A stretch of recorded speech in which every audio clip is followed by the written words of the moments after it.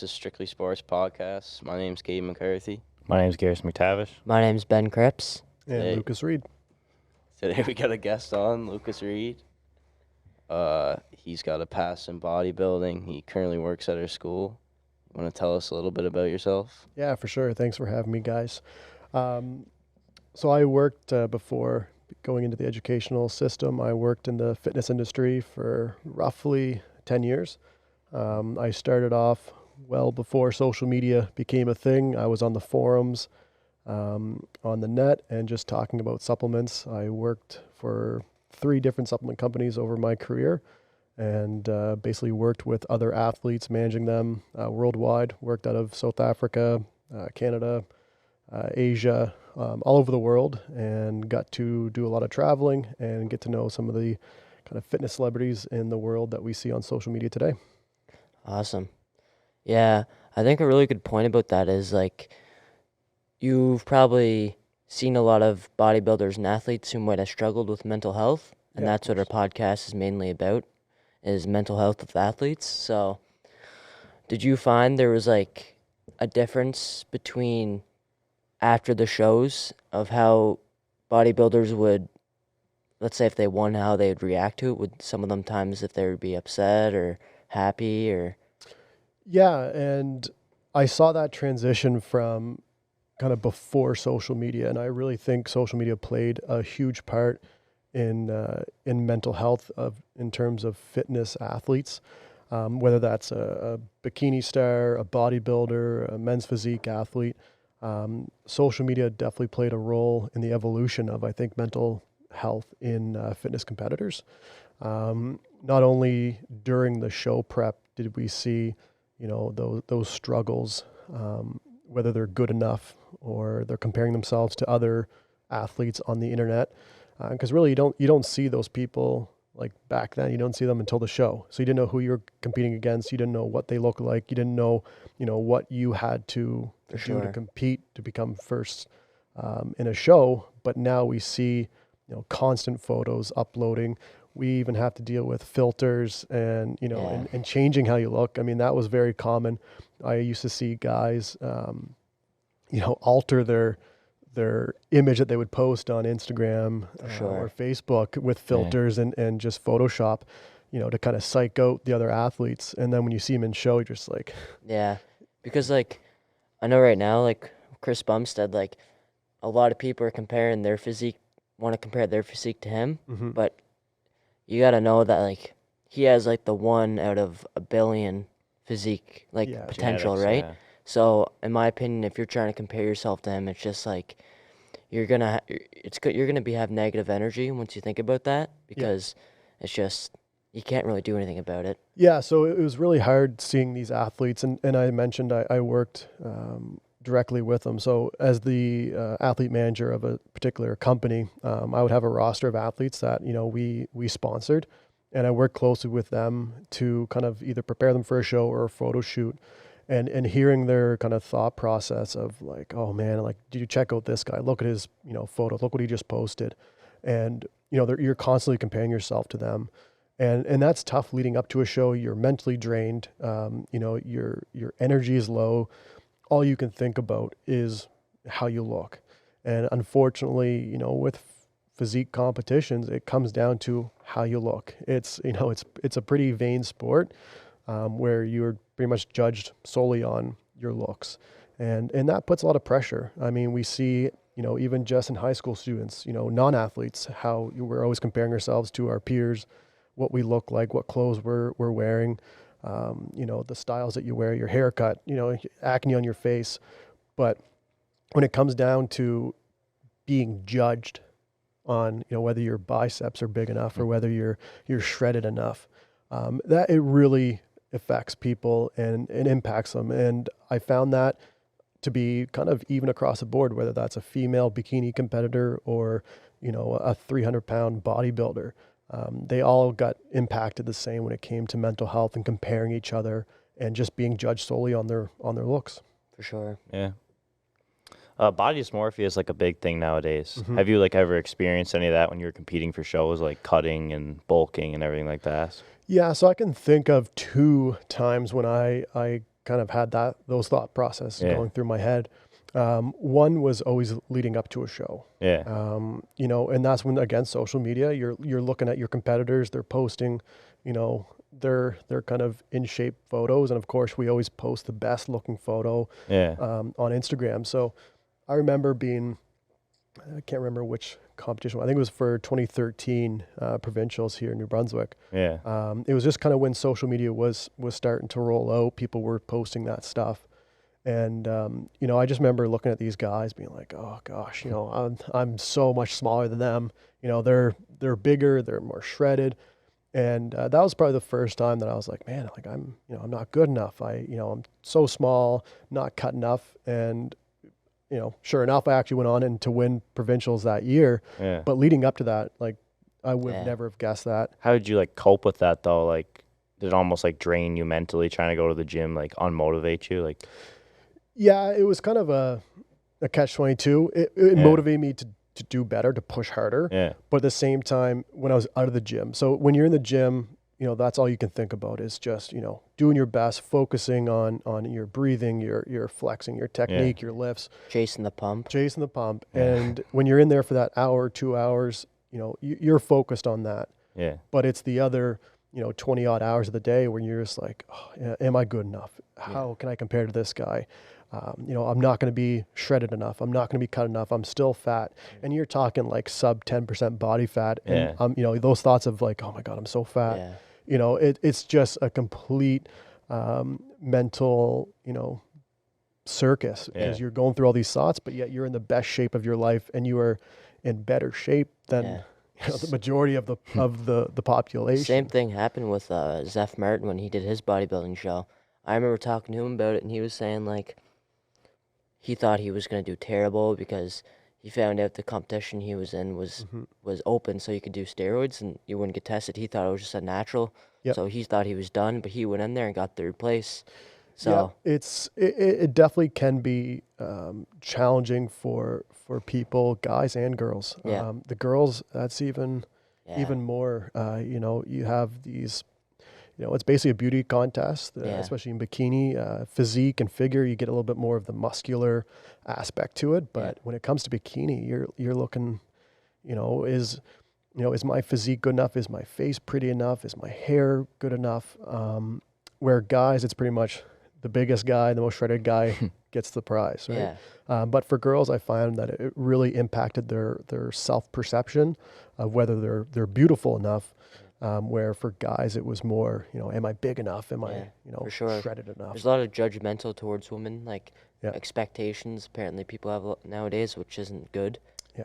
Is that girls find they have to put themselves on a certain figure of how good they look. So yeah, Yeah, but I mean, at the same kind of side of things you're kind of going into that knowing that, and Yeah. oftentimes when you're in a physique competition, you know, you're being judged on your physique. So at the same time, it's like these things, not necessarily expected, but they do kind of come up when you're in basically a beauty pageant, right? So it's it definitely can be struggling for a lot of athletes, and for myself, the second time was afterwards, and this was several years later. It was actually when I was kind of transitioning out of the fitness industry. It had got to a point where the gym wasn't as fun for me. Working out was a struggle. Working out was not enjoyable.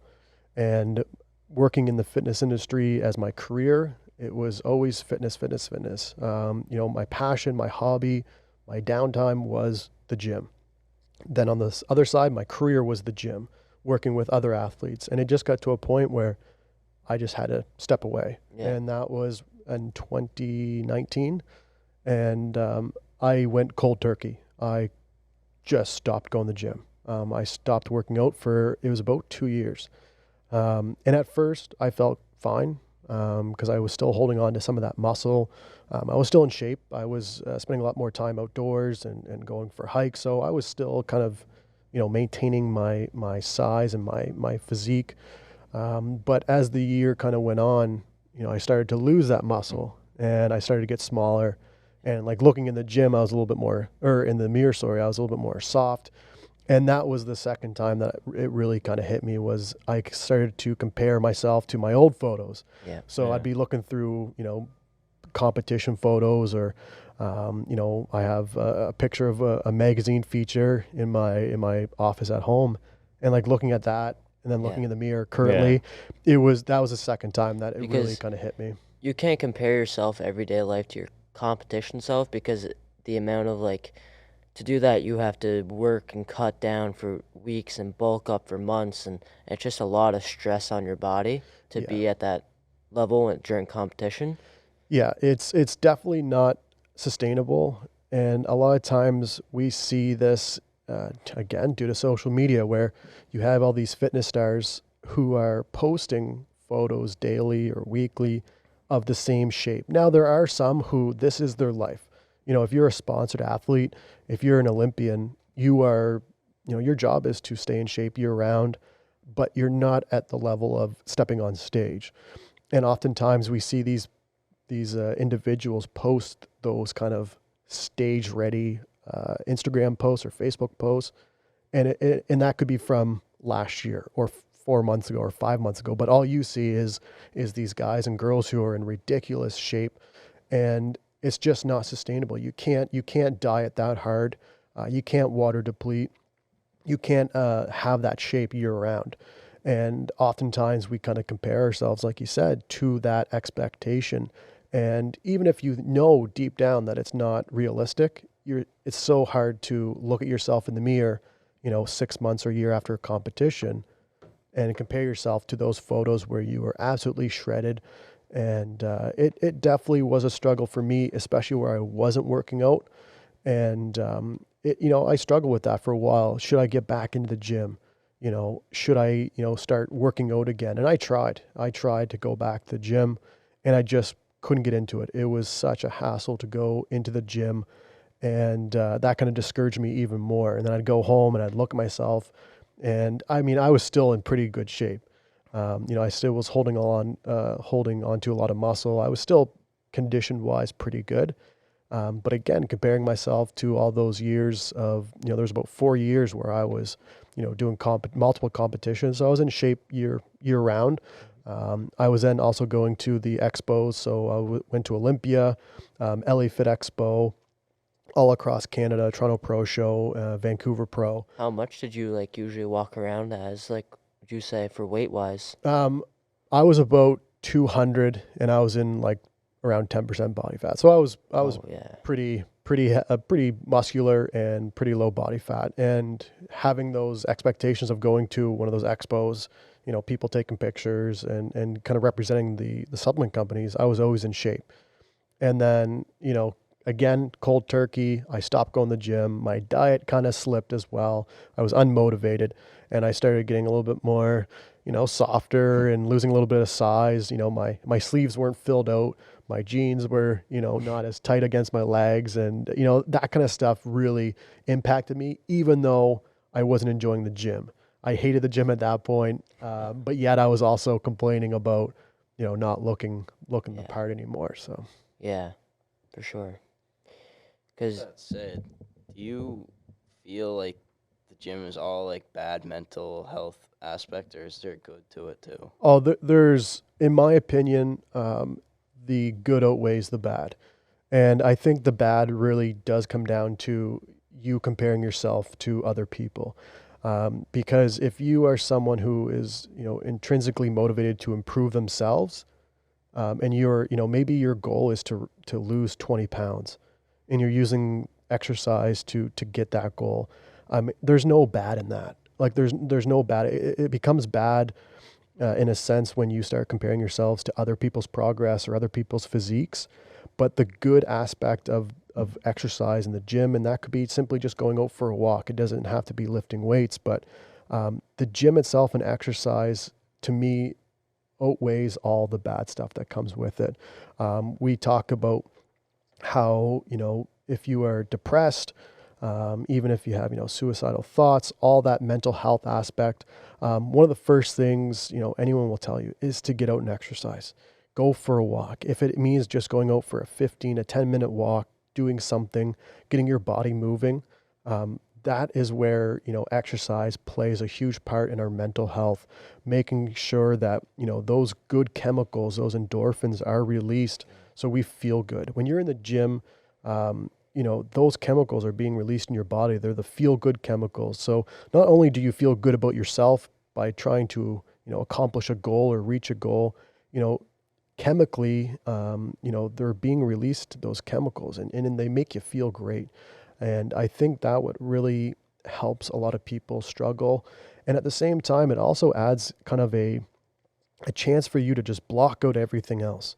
So when you're exercising, whether you're lifting weights, you're going for a walk, you're trying to interrupt those negative thoughts. So if you have, a flood of negative thoughts in your head on a daily basis, that 1 hour, 2 hour exercise period, I hope that you're focusing on something other than those negative thoughts. And that's really what we wanted to see is that interruption. So if you have a terrible day, if you're going through a bad breakup, if you're, you just lost your job or you're dealing with some other health issues, just forgetting about all that stuff for an hour or 15 minutes or 20 minutes, that's a huge bonus to your mental health, just to serve as a distraction. Yeah, for sure. Because I'll tell you, like sometimes there's days you don't want to go work out, you're tired, but once you go and get a good workout in and you leave, you feel so much better leaving that gym. Like your body just feels better, your mind feels clearer. Just it's such a nice feeling after working out. Yeah, totally. Yeah, for sure. You ever hear the saying "never satisfied"? Yeah, of course. And again, that's that, that bodybuilding mentality, that fitness mentality of, you always want to strive for greatness, right? And whether that's 10 pounds, whether that's losing 100 pounds, whether that's gaining 10 pounds of muscle, never satisfied, hopefully means to some people just always do your best to try to better yourself. And I think a lot of times athletes lose that aspect where you're always trying to beat someone else. Oh, that guy, he's at number one for the last 2 years. We're going to knock him off his title. Or, look at this girl, she got all the sponsors. She's, blowing up social media. When never satisfied, to me, just means always striving to better yourself. And whether you're a competitive bodybuilder or you're just, someone looking to, lose a little bit of weight to better your overall health. I mean, being never satisfied just means always trying to better yourself. Never settling for, this is just average me. Maybe I have a poor diet. Maybe I'm just, coach ridden or playing video games all day. Like we should always try to at least better our health, because at the end of the day, our health is what matters. You could have, $1 million in your bank account. You could have the best job or the best family. You could drive the fastest, nicest cars. But at the end of the day, if your physical or mental health are down the drain, none of that matters. And I think we oftentimes get lost in that kind of social media realm of comparing ourselves and wanting those fancy cars, wanting the hot girlfriend on our shoulders, or, the nice house.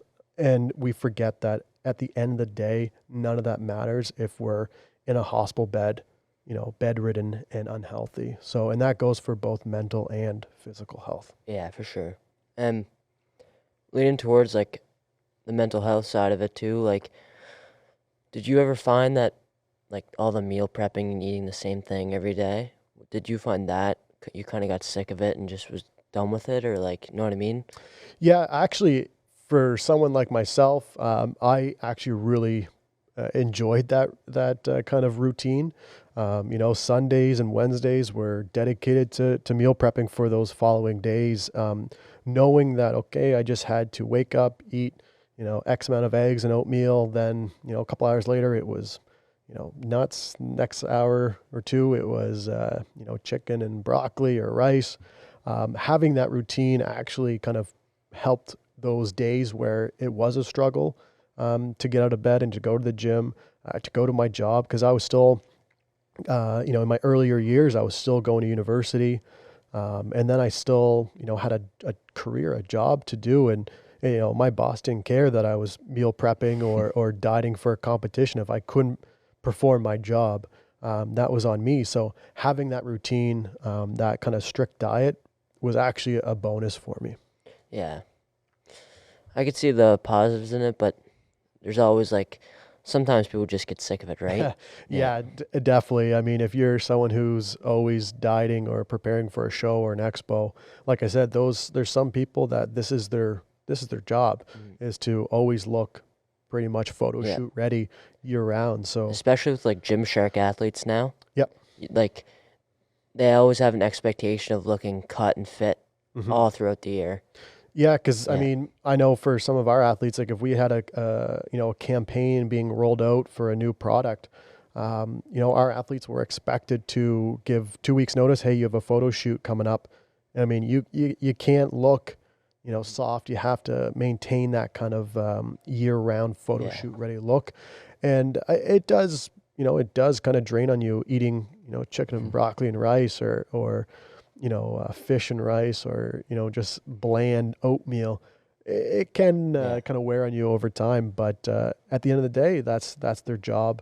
And that's kind of part of the suffering that comes along with that nice kind of, physique. Yeah. Could you tell us some more about like the companies you worked with? Yeah, so I first off worked with Nutribolics, which was a company based out of Vancouver. I worked with them for a few years and then went on to Pharma Freak and SD Pharmaceuticals. They're based out of Toronto and Vancouver as well. And then I finished off with Perfect Sports, who make the diesel protein. Oh, okay, yeah. Yep. So I worked with those three companies over the years. Most of it was with athlete relations, so working with our sponsored athletes, and then with Pharma Freak and SD, and for Perfect Sports, it was more dealing with the event side of things. So going to those expos, showcasing our products, Yep. marketing our products to newcomers and to potential clients, and that was really cool. It was an awesome job. I've heard of like the diesel, Mhm. like the protein powder, right? Yeah, I've heard of that quite a bit. Like I see it in the shelves all the time at every store I go to, Yeah. supplement store. So, yeah. Yeah, no, they were great companies. Yeah. I really enjoyed. I was very fortunate to kind of get into those companies way back when, kind Yeah. of before the fitness kind of scene really took off. Like I remember I started back in like 2010, and that was really kind of before social media blew up, and kind of the landscape we see today. Yeah. Well, I think that's time for our Got 30 one minutes. last question All right. for you. Yeah. One last question. Yeah. I'm gonna backtrack a little bit here. Yep. But I liked earlier you said that you could have everything you want, but if you're not happy, then none of it matters. hmm With that said, when you had your career in bodybuilding, do you find you favored your physical or mental health? Great question. Looking back at that time, I would say it was definitely all physical, because when you're at that point in your, whether it's a competing career, or if you're just doing it for a hobby, or for your job, like I said, everything is always judged on your appearance. The photographer or the judges don't care that you're struggling with your mental health. All they're doing is focusing on how you look, and I think that really impacts a lot of people because we sometimes forget about the mental health aspect. So like I said, you could be the most shredded, the biggest, best physique out on the stage, but at the end of the day, once you get your trophy and go home, you're back to dealing with all those struggles, all those negative thoughts. And I think looking forward now and reflecting on my kind of past in the fitness industry, I would have definitely wanted to spend more time on my mental health. And I don't think it was spoken enough back then, but I'm enjoying seeing these types of conversations and more people focusing on the mental health. Because, if you're only on stage for a few minutes, but, at the end of the day, you got to go home and you have to deal with, whether it's reality or the relationship that you're having troubles with, or, your career, money, finances, all that stuff really impacts our mental health. And I think, number one, we got to take care of that first before we can really focus on our physical health. Yeah, for sure. And I think that was a really good point that you had. So, All right. What made you get started in the gym and get interested in bodybuilding?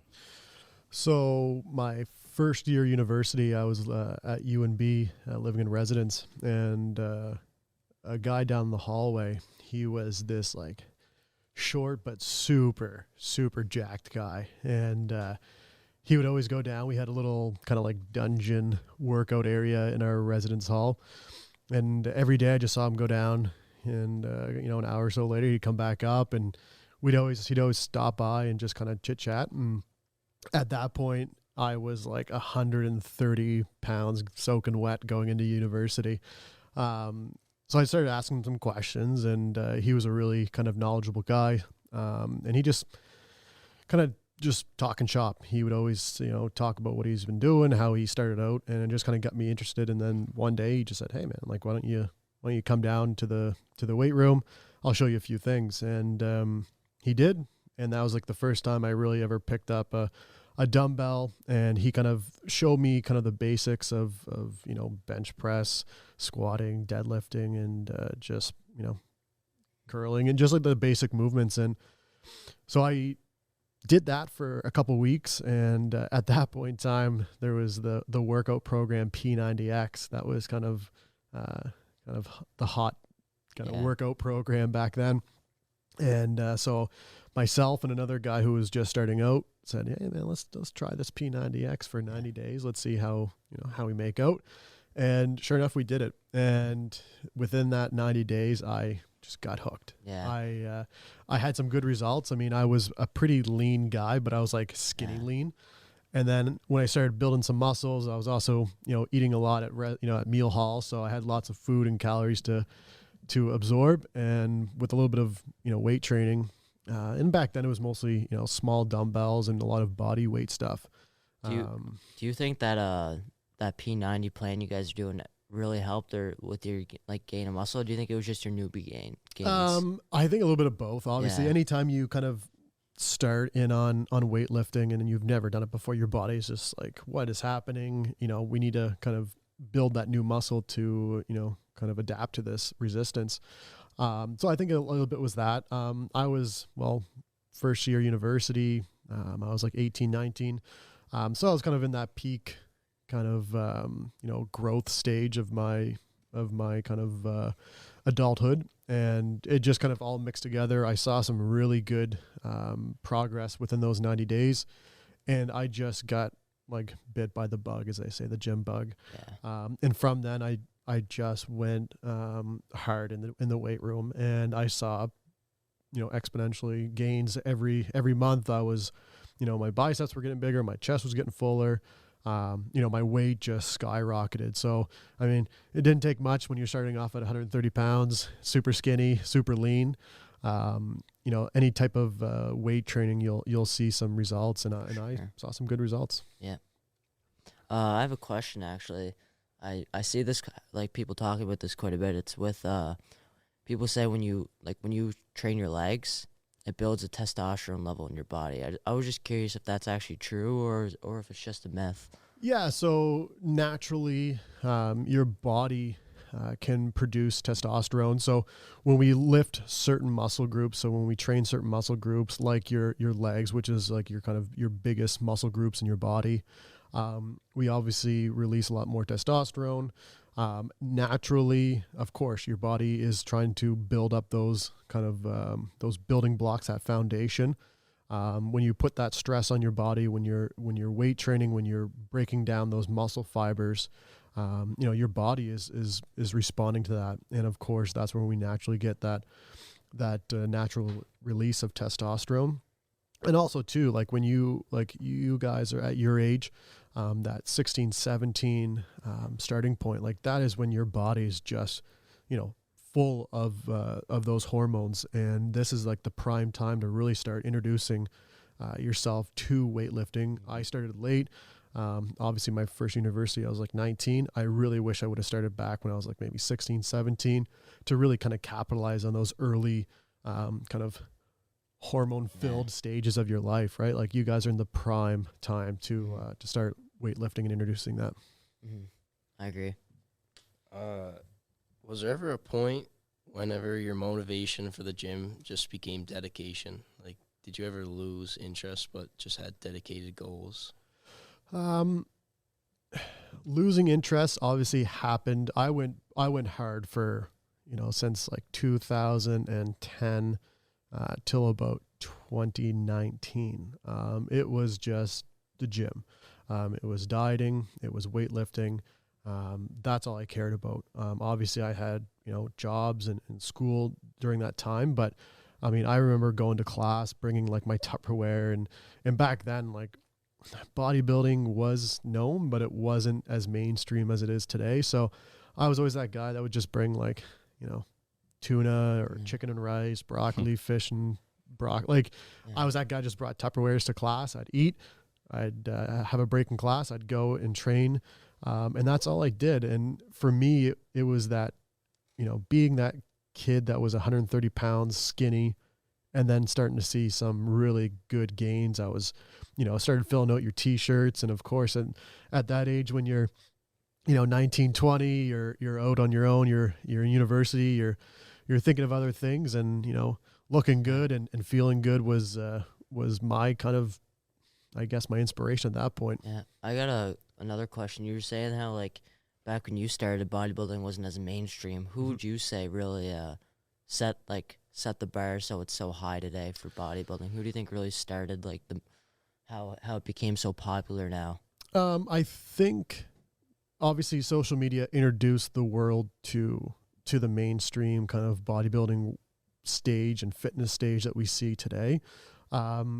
It wasn't really until, like, I mean, I remember looking on Instagram in the early stages, seeing some Olympians. Those were the kind of cream of the crop, the top guys in the world.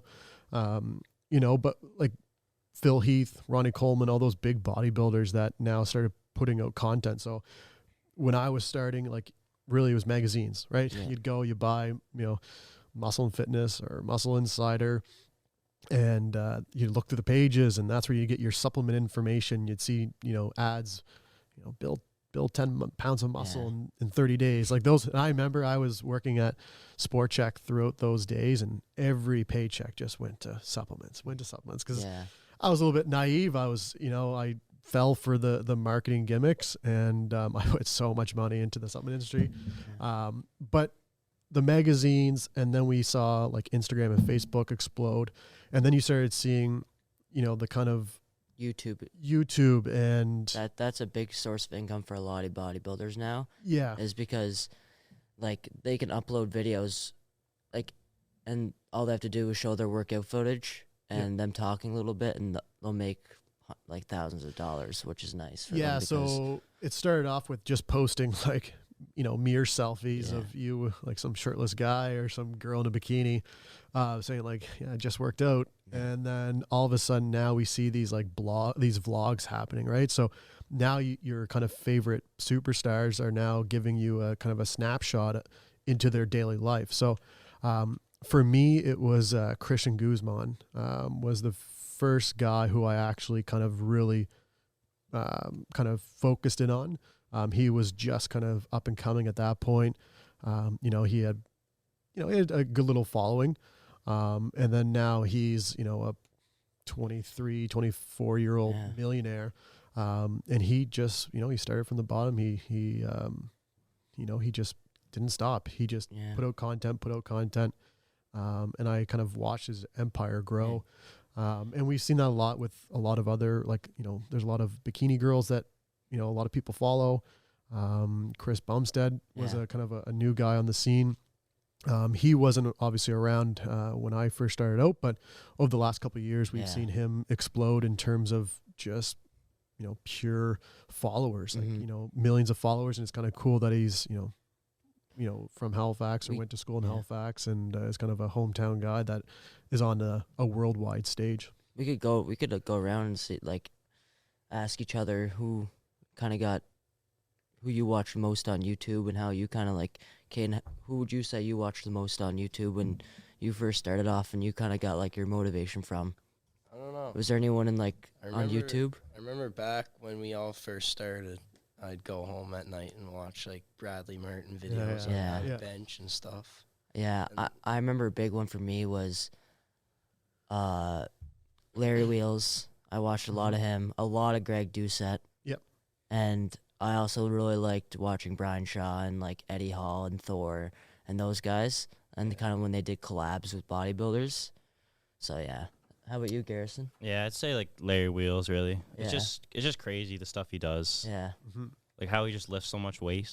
yeah, yeah. Like he's just a supernatural athlete. He's the guy who'd go over and bench, squat 900 pounds and go bench like 6 plates for like reps. Yeah, it's kind of cool. Like I said, Yeah. social media, we've talked about how it can be negative in terms of body image and mental health, but on the flip side, all that content, those resources, right? Like you go down, you watch some guy, lift for 20 minutes, you see like kind of a gym scene, you get all pumped up, you get amped up. Maybe you saw an exercise that he was doing. That's where I kind of learned a lot of my kind of knowledge in the early stages, was watching these guys. Okay, like what's he doing? Like what exercises is he filming? And then I'd go to the gym, an hour later and just have, be super motivated, try that exercise, and just constantly grow based on those guys. And it was kind of cool to kind of, as I was contest prepping, like watching them contest prep too, because they would be filming, their prep leading up to a competition, and I'd be in the same kind of situation. So, when I was doing 2 hours of cardio on a treadmill, it would just video after video after video, trying to kind of keep things, Yeah. motivated. Well, I was also thinking about powerlifting nowadays, how YouTube and social media affects that, because let's say like, Thor and Thor, I can't even pronounce his last name, and Eddie Hall have that little feud. Well, now like it's kind of like, since they both post on YouTube, it's kind of like a competition always of who can lift the most and who can do the most. And I was just curious with powerlifting and like the world's strongest man, how it's kind of like, let's say Eddie Hall posts a video of him deadlifting 1,000 pounds, and then Thor knows he has to beat that 1,000 pounds for powerlifting. So YouTube also kind of made like a very, I want to say like insight on different powerlifters and like how they know how to be ready, and they get to see their competition. Yeah, and oftentimes, like, we always focus on like bodybuilding and how popular that was, but the YouTube and social media really brought forth CrossFit, powerlifting, and now like at Olympia we see these powerlifting competitions and all those big stars, and now they even have like TV shows based on just powerlifting, and like all that was present back 20 or 10 20 years ago, but no one really paid attention. And now with social media and especially YouTube, and we get to kind of see the lives of these guys and what they're eating and how they're training, and just like their daily lives and their schedules, and that really inspired a lot of people, and it brought a lot of attention to those different kind of segments of fitness that we may not have known like, before. 20 years ago, no one knew how much these guys were eating, and now knowing, it's insane to think. Yep. And like no one would have thought that, like, right? Yep. No, it's like I said, we've talked about the bad, but there's also a lot of good, right? Yeah. And it, like I said, I probably wouldn't have gotten through those cardio sessions or those kind of like really low motivational days during a contest prep. That what I would do is I would just simply turn on, like I said, Chris and Guzman's latest video, watch it. I could be in the lowest of lows, and then all of a sudden after watching that, I'm hyped up, I'm ready to go to the gym, and it saved me in a lot of those moments. Yeah. Did you find like switching splits helped, or just keep you motivated, or did you stick to one split? I tried a lot, and I probably tried maybe too frequently, because I learned later on in my training days that your body, it needs that time to kind of start to really adapt to those training splits. So there was times when, like I said, all this content was coming out at once, and people were seeing the money that was being accumulated by these kind of gurus or coaches or Olympians or fitness models, and everyone just started pumping out content. So back then Lane Norton was pretty huge. So I remember either buying or finding his programs on the internet. Then a couple weeks later, John Meadows would post something, and I'd, try that one. But my favorite type of split, obviously we started kind of like the traditional, just, we call it like bro split, like you do just like chest on Mondays, and then you might do legs on Tuesdays, and then, back on Wednesdays, and then arms or shoulders on Thursday. Friday, you may take a day off, and then Saturday was back to chest. And then, so I did that for a lot of years. And then it wasn't really until I started upping my frequency, really started training chest twice a week, legs twice a week, back twice a week, arms I'd train almost every other day. And that's when I really saw that growth spike. I was a really big fan of the like push pull leg split. And then I also did like an upper body, lower body split as well. So every other day I would do, chest and back, maybe some arms. The next day would be legs. And then I'd probably take a Wednesday off, then go back to, chest, back, shoulders, arms, next day, legs. Yeah. And I just followed that for a little bit, but it really wasn't until I bumped up my frequency, right? And that helped me to, one, grow that muscle a lot quicker. Oftentimes when you're working out chest once a week, you have that 7-day period of just recovery, which is also important. But when we push our bodies to really, withstand that tension and that breakdown and force our bodies to recover quicker so we can work out quicker or more frequent, that's when we really see that growth, right? So the more frequent we can train a body part fully recovered, the quicker we're going to see that growth. Yeah. What's your thoughts on the Arnold split? Because I've tried doing it in the past, but I find it's just too much. Like the chest and back is just too much to do in one day because they're like such. I find they're such time-consuming workouts. Mm-hmm. I was just curious what your thoughts is on that. Yeah. So I remember, the Arnold Schwarzenegger Encyclopedia of Bodybuilding. I think I ordered that online. It was like one of the first things I bought online was this book, and all those training splits were in there, right? And that exactly at the back chest. Yeah. A lot more volume, and I guess it really depends on how your body responds to that, right? Yeah. So obviously at first when you're training that, that amount of volume, and you're used to maybe just doing chest one day, back one day, arms the next day, forcing your body to really put under that stress, you're obviously going to see some good responses to it. But then your sleep has to be on point. Your nutrition has to be on point. It could cause injury too. Yeah, and if you're not used to that, and you got to realize too, all those big bodybuilders, like they've been doing it for years. They're doing a lot of other things that help with recovery. They're taking all the right supplements and other performance enhancing drugs, and that allows them to push harder, more frequent. Their whole life's dedicated to it, right? So yeah, so I mean, and those guys are genetic freaks, right? And that's something that a lot of people kind of fall into is they see these guys and girls they're just genetic monsters, and they get maybe their training split or their nutrition plan, and they try to mimic it, and they just don't see the results and get frustrated. But you just have to find out what works for you, and but at the same time, we got to be able to push ourselves out of our kind of comfort zones to see that growth. Yep. For supplements, like what supplements did you find like worked the best? At our age, let's say like if you're just beginning. Yeah, if you're just beginning, one of the things that is one of the most researched supplements out there is creatine. Creatine, HCl, monohydrate. That is one of the most researched and studied supplement. And There's so much conspiracy around it, right? There used to be. I remember when I first started out, like I remember hiding like creatine from my parents, and like when I would go home on Christmas break and March break and stuff like that, like, hiding it from them and like not letting them know that I was taking creatine because it was kind of taboo back then, right? We, at that point, we were starting to see in the news, like, professional athletes, like in maybe baseball or football or NHL, like taking creatine and getting in trouble for it.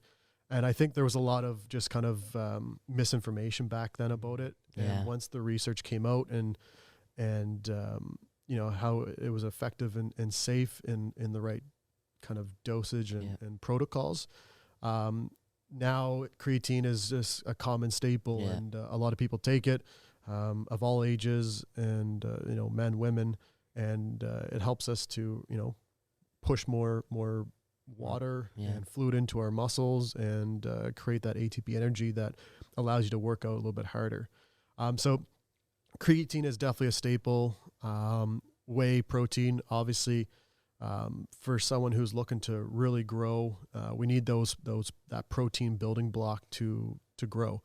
And you know, you can eat chicken, steak, all those good meats, but you know, if your diet is, you know, kind of wishy-washy, you need to be able to supplement that with something. And that's oftentimes we forget that they're called supplements, right? So they're meant to supplement something. So you know, your diet does have to be on point, but we can use these supplements, vitamins, whey protein, creatine, to, you know, to enhance our already would you pristine say diet. Fish oil pills would be something good to take too? Yeah, fish oil is good for brain function. If you know, if you're just looking to create an overall healthier lifestyle, a multivitamin, fish oils are two of the best ones you can take. That is just, you know, we know our food these days isn't as good as, you know, it used to be in the past. We're full of different chemicals, either, you know, artificially made. You know, we talk about GMOs and all this stuff in our food. You know, our body can't absorb all those nutrients, and maybe that food doesn't even have those nutrients like they used to. So you could have, you know, all the whole food, organic, you know, vegetables and proteins that you want, but if your body can't absorb them properly, or if they're made in a way that they're not as nutrient dense as they used to be in the past, you need to supplement that with a multivitamin. And I really think, you know, for immune function, brain function, and you know, organ function, we need to have all those nutrients. You need to stay healthy, because if you're not healthy, you can't go to the gym, you can't train as hard, your recovery is going to be poor. So, you know, all having all those bases, you know, protein, multivitamin, creatine for performance, fish oils for brain function. Those are some of the key staples before any of the other kind of pre-workouts, you know, testosterone boosters. Because on the flip side, a lot of that is marketing gimmicks. And from working in the supplement industry for many years, and marketing all those to guys like me when I was back in first university, right? Like, I was the sucker that was spending hundreds of dollars on the promise that I'll gain 10 pounds of muscle in 30 days. And I know that now, obviously, that's not true. Yeah, I'm just, I'm really curious with some of the things nowadays. I just want to know the science behind it. And, like, so, you know how, like, recently it's been really big, it's been SARMs, like that steroid. I'm just kind of curious what SARMs is and what it does to the human body. Like, yeah, so SARMs just became popular over the last couple of years. Same with peptides. They're not necessarily, they're not steroids. But they do kind of mimic what certain steroids do to our body. So they might mimic certain hormone processes. So the release of GH, the release of testosterone, and a lot of those peptides and SARMs, what they do is they mimic the body's response of releasing those hormones, which we need. Where steroids is you are introducing into your body synthetic hormones. So when a bodybuilder takes testosterone, they're injecting actual testosterone into your body. And what happens is your natural testosterone shuts down because your body says, okay, we have enough testosterone. So your natural production shuts down, but then you're introducing, you know, really as much synthetic testosterone into your body as possible. So that would affect you if you stop taking testosterone. Would your body start to produce it again, or would it stop? It takes time. So when people come off this, when bodybuilders come off of testosterone or any other, you know, synthetic hormones, it does take a lot of time for your body to kind of kickstart back into natural production. And sometimes, if you abuse those compounds, your body can really do some nasty things, and we see that all the time, especially with young bodybuilders that just want to have those quick gains. I saw it throughout all my years. Because SARMs has been big too, just because there's like, I think you're allowed buying SARMs, aren't you? Like you can buy them off websites. They're in that gray zone, right? Kind of like peptides, where there's not enough research, there's not enough kind of attention on them, even though we've all heard about it. But we think about like steroids. We heard that in the news of professional baseball players, professional sports player like NFL, football, or hockey. We saw that introduce into kind of more like public mainstream news, where in the bodybuilding world, it was kind of, well, obviously it's known. I mean, you can't get to, Ronnie Coleman or Phil Heath's size without without some type of synthetic hormone introduced into your body. SARMs is in that gray area where there just isn't enough, either political or kind of law attention on it. But I would not be surprised within the next few years if you start to see that kind of creep up into the more mainstream news and space, and you'll eventually see, either a ban on them. And of course, every country is different.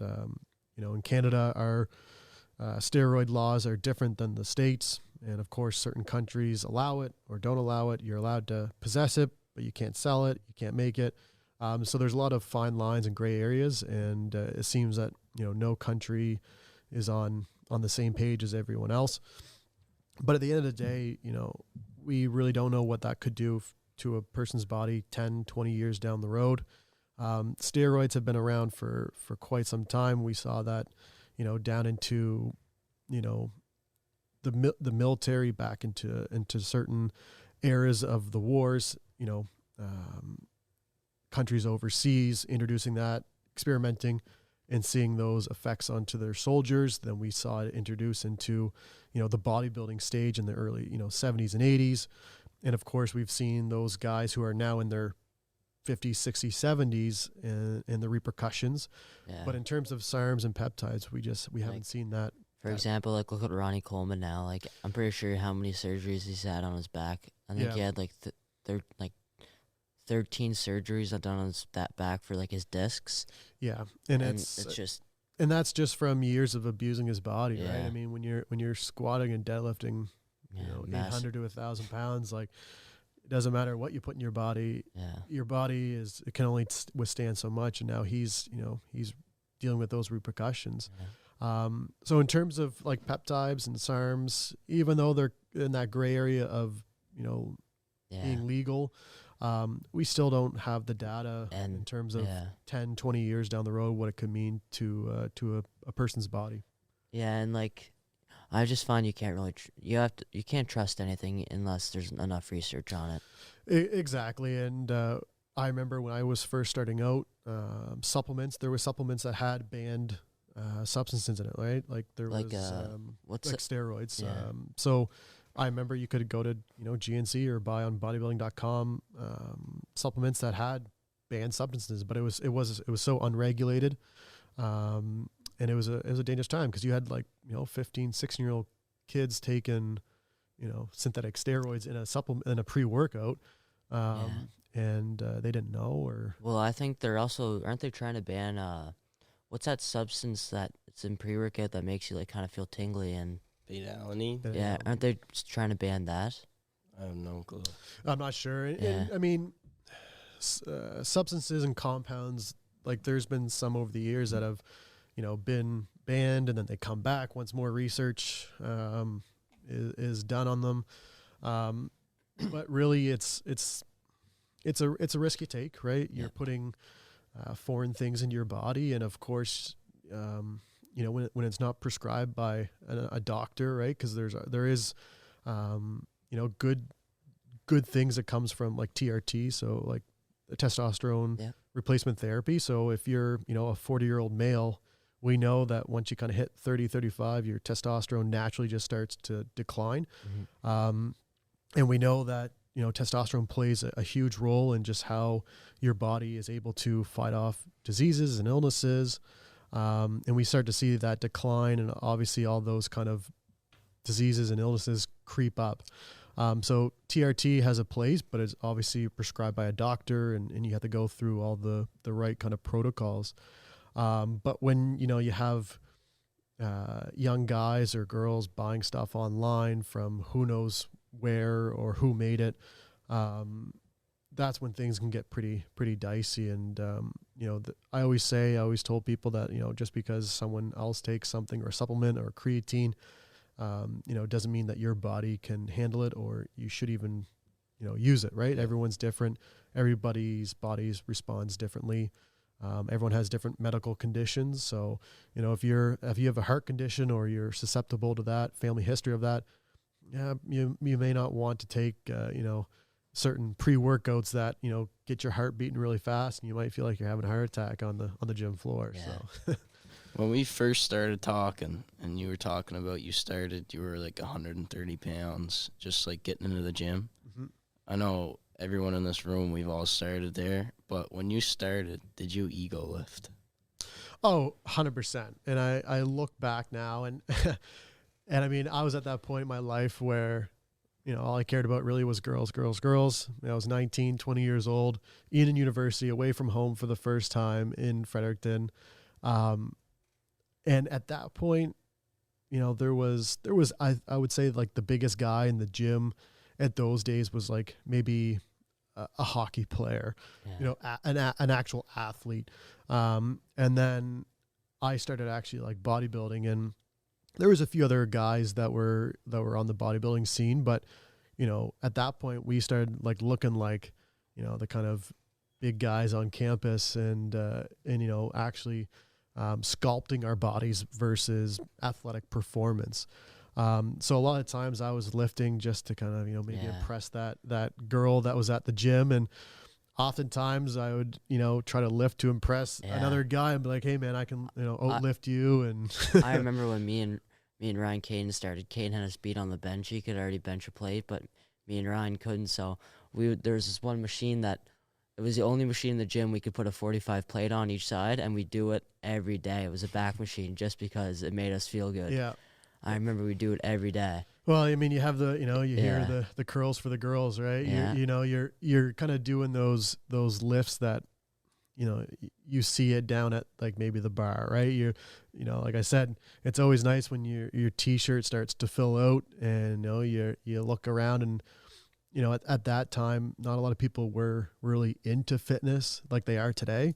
You go to any gym now and it's just filled with young teenagers and young adults that, back 20 years ago, you just didn't see. Like I said, you might see some more aerobic style weightlifting or more athletic performance. Like I said, the hockey players, the soccer players, the volleyball players. But now you go and you just see a lot of kind of fitness guys. You see men's physique guys, you see bikini girls, you see figure girls, physique, bodybuilders. And now that's kind of like the mainstream gym scene that we know today. But definitely there was a lot of ego lifting. Definitely didn't benefit me. I was fortunate to really never have any major injuries. Yeah. But a lot of times those injuries come from ego lifting. Whether you're just not focused in the moment, you're lifting too much than you can actually handle, you're showing off, trying to impress someone or trying to impress yourself, when in reality, lowering the weight, putting up more volume, lifting with proper form, focusing on, your proper tempos and all that stuff. That's where you're going to see your best gains. And now looking back on it, like when I think of people starting at the gym, I tell them not to ego lift, but I damn well know I did it too. It's just like, and you try telling them too, you're like, work on your form, because I'm more impressed with form than I am weight. So yeah, and even here with the Tommy Trainers Club, myself and a few other teachers are trying to coach, these newcomers to the gym. That's like the one thing I always say is like, you can go to any gym and you can exactly see, that one guy that's just never going to make any progress. He's not focused on form. He's lifting way too heavy of a weight than he should be. Chances are his nutrition's poor, but he feels like a beast in the gym because he's, swinging, 50-pound dumbbells for Yeah. curls, but he's using his arms or his Shoulders back, and- shoulders, yeah. traps. So yes, I've been guilty of that, but that's one of the things that I always kind of tell anyone new to the gym is, always lift a challenging weight, but one that you can, lift properly, focus on form, focus on your tempo, but at the same time challenge you and to really kind of push yourself out of that comfort zone.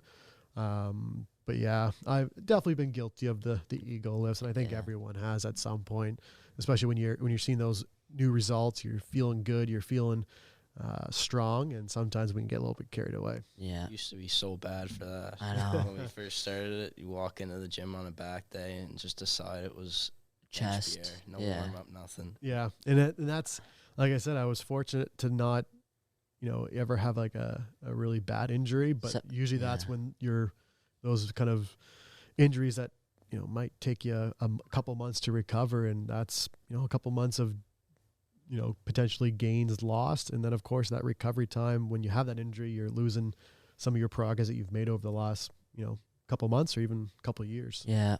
I think we gotta wrap it up. Seems like it's about time, so Cool. Well, Yeah. thank you very much for having me, guys. It's Yeah. been a pleasure. Thanks for no coming. problem. Thanks for coming on. Appreciate it.